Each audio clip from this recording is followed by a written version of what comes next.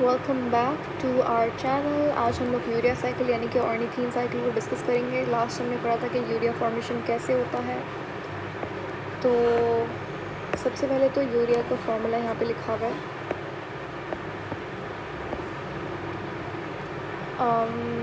एक सेकेंड में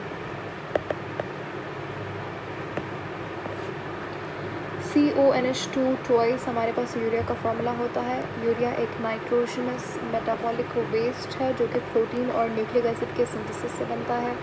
लिवर के अंदर आपके पास एक प्रोसेस होता है। क्या होता है कि हमारे पास जो अमाइनो एसिड है, प्रोटीन को तोड़ा जाता है। प्रोटीन लॉन्ग चेन है, उससे अमाइनो एसिड लिया जाता है। ये अमाइनो एसिड का ये स्ट्रक्चर है, ठीक है। और इससे सबसे पहले स्टेप नंबर 1 क्या होता है? स्टेप नंबर 1 ये होता है कि प्रोटीन को पहले तो तोड़ा जाता है, उससे अमाइनो एसिड लिया गया, ठीक है। अब अमाइनो एसिड का ये स्ट्रक्चर है। स्टेप नंबर 2 क्या है? डी अमाइनेशन होती है, यानी कि जो अमाइनो ग्रुप है इसको रिमूव किया जाता है, ठीक है। ये आपके पास इंपॉर्टेंट यूज़फुल सब्सटेंस है, इससे फिर कुछ भी हो सकता है। फॉर एग्जांपल ग्लूकोज बन गया, ये एक इसका काम हो गया। इसके अलावा भी बहुत इसके यूजेस होते हैं। ये हमारे पास यूज़लेस है, इसको बॉडी से रिमूव करना है। कैसे रिमूव करेंगे कि आपके पास जो NH2 होता है उसके साथ हाइड्रोजन को ऐड किया जाता है, ये अमोनिया बन गया। अमोनिया हाईली टॉक्सिक होता है, तो इसको यूरिया साइकिल के अंदर भेजा जाता है विथ, यानी कि अलॉन्ग विथ कार्बन डाइऑक्साइड। ये यूरिया साइकिल है, इसको ऑर्निथीन साइकिल भी कहते हैं। ये कहाँ पर होती है? ये लिवर में होती है। और इस साइकिल से अमोनिया कन्वर्ट हो जाता है यूरिया के अंदर। अब होता क्या है, ये यूरिया साइकिल को हम लोग डिस्कस करेंगे कैसे यूरिया बनता है। क्या होता है कि हमारे पास छोटी सी साइकिल है, आपने CaOO ये इसका एक शॉर्टकट है जिसे आप इसे याद रख सकते हो।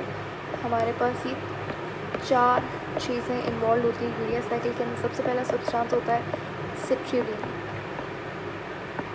ठीक है।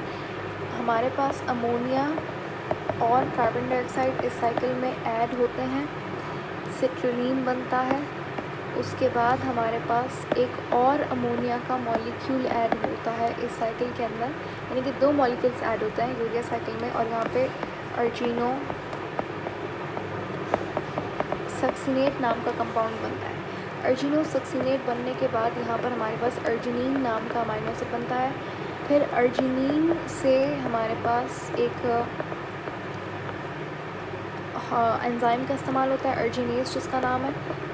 अर्जिनीन से फिर बनता है यहाँ पे यूरिया, लेकिन उससे पहले अर्जिनीन कन्वर्ट होता है ऑर्निथीन से। ऑर्निथीन हमारा लास्ट कंपाउंड है, फिर ऑर्निथीन से दोबारा से सिट्रुलिन बनता है। अब क्या है कि ऑर्निथीन हमारा क्योंकि लास्ट कंपाउंड है इस साइकिल का, सबसे स्टेबल होता है, तो इसलिए यूरिया साइकिल को ऑर्निथीन साइकिल भी कहा जाता है। सिंपल सा साइकिल है, ठीक है। बस आपको और कुछ नहीं याद करना। सिट्रुलिन, अर्जिनोसक्सिनेट, अर्जिनीन, ऑर्निथीन, ये चार आपके पास कंपाउंड्स हैं, ठीक है। ये यूरिया साइकिल के अंदर इन्वॉल्व होते हैं। यूरिया साइकिल इसे कहा जाता है, इसको ऑर्निथीन साइकिल भी कहते हैं। अब हम लोग थोड़े बहुत इन्फॉर्मेशन देखेंगे यूरिया के बारे में, और इसी तरीके से फिर हम अमाइनो एसिड को भी डिस्कस करेंगे, अमोनिया को भी देखेंगे, और फिर यूरिक एसिड को। मैंने आपसे पहले भी कहा था कि कुछ एनिमल्स यूरिया सिक्रीट करते हैं, कुछ अमोनिया और कुछ यूरिक एसिड। तो वो एनिमल्स जो यूरिया सिक्रीट करेंगे उन्हें यूरोटेलिक कहा जाता है, ठीक है। और यूरिया की स्टडी को यूरोटेली कहा जाता है।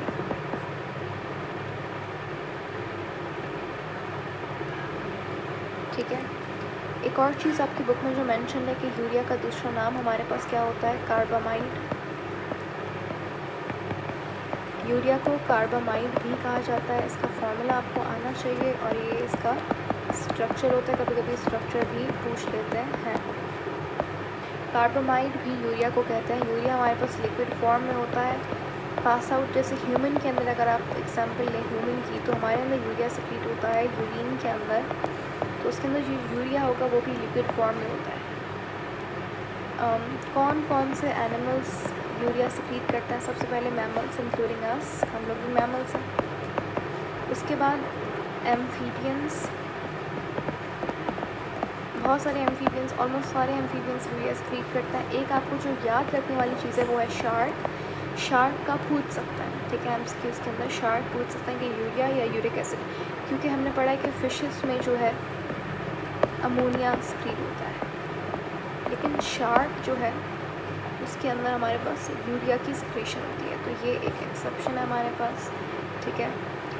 सारी की कुछ कुछ बोनी फिशेस भी यूरिया सिक्रीट करती हैं, वैसे सारी फिशेस अमोनिया ही सिक्रीट करती हैं। यूरिया, जैसे अगर आप अमोनिया का एग्जांपल देखें तो अमोनिया जो है वो अल्कलाइन होती है, बेसिक होती है नेचर में, लेकिन जो यूरिया है हमारे पास वो ना तो एसिडिक होता है, ऑलमोस्ट न्यूट्रल होता है, ठीक है, और ना तो बेसिक होता है।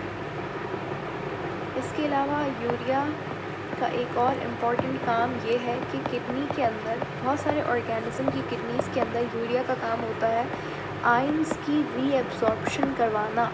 इसका बहुत अच्छा एग्जांपल, अभी तक हमने वैसे ऑस्मो रेगुलेशन शुरू नहीं किया, लेकिन ऑस्मो रेगुलेशन के अंदर आप एक पढ़ते हो ऑस्मो कन्फर्मर्स को। ऑस्मो कन्फर्मर्स वो ऑर्गेनिजम्स होते हैं जिनकी बॉडी का एनवायरनमेंट आइसोटोनिक होता है, यानी कि बाहर और अंदर का एनवायरनमेंट सेम कंसंट्रेशन वाला होगा, जितना बाहर सॉल्यूट है उतना ही उनके अंदर, बॉडी के अंदर सॉल्यूट रहता है। ऑस्मो कन्फर्मर्स की बॉडी में ऐसा नहीं होता कि बाहर जो आयन है वही सेम आयन बॉडी के अंदर, आयन कोई भी हो सकता है, लेकिन सॉल्यूट उनकी जो कंसंट्रेशन होगी वो तो सेम होती है, ठीक है, आयन्स कोई भी हो सकता है, ठीक है। तो ऑस्मो कन्फर्मर्स की बॉडी में दो आयन्स मेजर होते हैं, दो कंपाउंड्स मेजर होते हैं। एक होता है हमारा यूरिया आयन, थोड़ी है कंपाउंड है, तो यूरिया होता है, ठीक है, लेकिन सॉल्यूट है यूरिया। एक यूरिया होता है और एक दूसरा होता है TMAO, जिसको बोलते हैं हम लोग ट्राईमेथाइल अमीनो ऑक्साइड।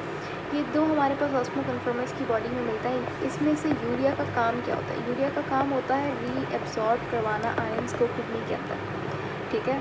तो ऑस्मो कन्फर्मर्स की बॉडी के अंदर यूरिया रहता है और वो क्या करता है, किडनी के अंदर रीएब्जॉर्प्शन करवाता है आयंस की। एक चीज़, दूसरी चीज़ ये कि TMAO का काम क्या होता है, ये बेसिकली, अब यूरिया थोड़ा सा टॉक्सिक है, तो यूरिया क्या करता है, प्रोटीन को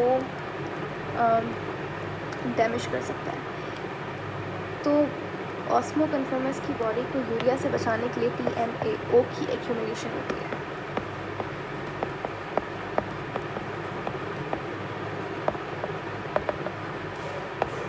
यानी कि यूरिया से बचाना TMAO का काम होता है। तो ये कुछ बेसिक, एक और चीज़ आपने याद रखनी है, यूरिया जो है वो 1 लाख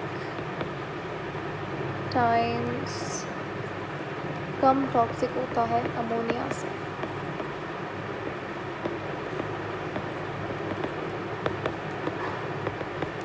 ठीक है, 1 लाख टाइम्स ज़्यादा कम, 1 लाख टाइम्स कम टॉक्सिक होता है अमोनिया से, और ये थोड़ा सा कम सॉल्यूबल होता है अमोनिया से पानी में, ठीक है, लेकिन होता ये भी हाईली सॉल्यूबल है, ऐसी बात नहीं है, लेकिन अमोनिया से कम होता है। एक और चीज़ याद रखना है आपको कि 1 ग्राम यूरिया के लिए आपको 1 ग्राम यूरिया को डिज़ोल्व करने के लिए आपको तकरीबन 50 मिलीलीटर पानी की ज़रूरत होती है, ठीक है।